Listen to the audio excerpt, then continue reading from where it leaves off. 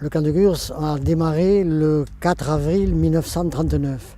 Il a été construit pour interner les Basques républicains de l'armée espagnole. Ensuite sont arrivés les brigadistes internationaux et les Espagnols de toute province. Il y a eu, je crois, très exactement 440 baraques édifiées en 42 jours et divisées en 13 îlots.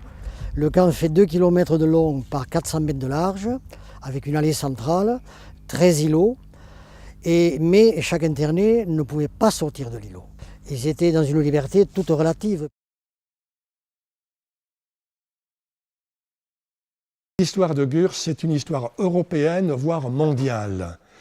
Ici, dans la région de Gurs, d'une manière un peu paradoxale, on se rend compte que parfois l'histoire de ce camp n'est pas bien connue. Et donc, il y a pas mal de personnes qui ne savent pas que ce village, c'est un petit village des Pyrénées-Atlantiques qui se trouve là, à la limite du Béarn et du Pays Basque.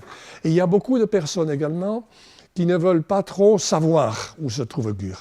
En revanche, quand on va dans certaines régions de la planète, et quand on va par exemple dans le sud-ouest de l'Allemagne, ça s'appelle le pays de Bade.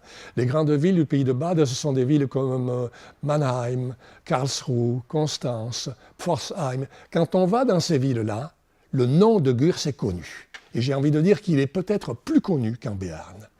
Quand on va dans certaines villes du continent américain, et en particulier ces villes dans lesquelles il y a eu beaucoup de Juifs qui se sont réfugiés pendant la guerre. Je pense à New York et je pense à Montréal. Quand on va à New York, on connaît bien la ville chinoise, Chinatown, on connaît bien le Little Italy. Il y a également, dans cette partie-là de Manhattan, il y a un quartier donc, qui est un quartier juif. Et dans ce quartier juif, il y a pas mal de personnes pour lesquelles le nom de Gurs signifie quelque chose, puisque leurs parents, leurs grands-parents, leurs oncles sont passés par là. Et j'ai envie de dire, pour ces parents et pour ces grands-parents, ils y sont encore. Je veux dire par là que beaucoup d'entre eux sont morts à Gurs et sont enterrés à Gurs, dans le cimetière du camp.